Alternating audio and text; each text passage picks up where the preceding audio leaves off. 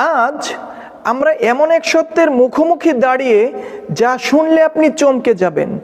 আমাদের প্রতিবেশী দেশ এক আগ্নেয়গিরির উপর দাঁড়িয়ে, আর সেই আগ্নেয়গিরির আঁচ এসে লাগছে বাংলাদেশের গায়ে।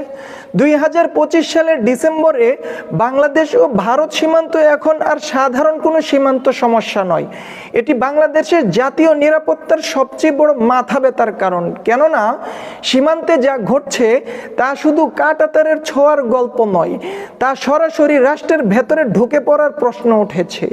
বিএসএফ অনুপ্রবেশের অভিযোগ নতুন নয়, কিন্তু একটি বিষয় পরিষ্কার করে বলা দরকার, সীমান্ত মানে শুধু ভৌগোলিক রেখা নয়, সীমান্ত মানে রাষ্ট্রের সার্বভৌমত্বের শেষ প্রহরী।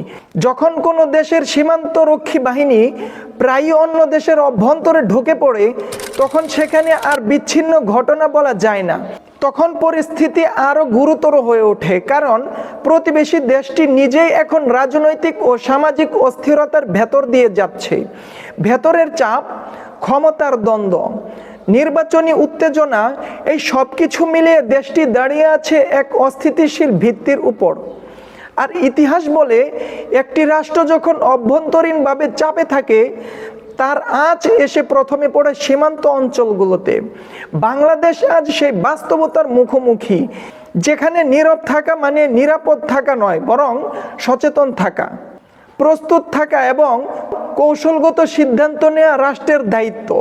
এটা কোনো উস্কানি নয়, এটা কোনো যুদ্ধের ভাষা নয়, এটা সতর্কতার ভাষা। কারণ রাষ্ট্র আবেগ দিয়ে চলে না, রাষ্ট্র চলে নিরাপত্তা ও হিসেবের ভিত্তিতে। আর 2025 সালের ডিসেম্বরে বাংলাদেশের সেই হিসেবের সবচেয়ে স্পর্শকাতর জায়গা হলো ভারত সীমান্ত পরিস্থিতি। আপনারা সাবস্ক্রাইব করে পাশে থাকুন। নতুন বিশ্লেষণ প্রথম সচেতন মানুষগুলোর জন্যই দেওয়া হয়ে থাকে।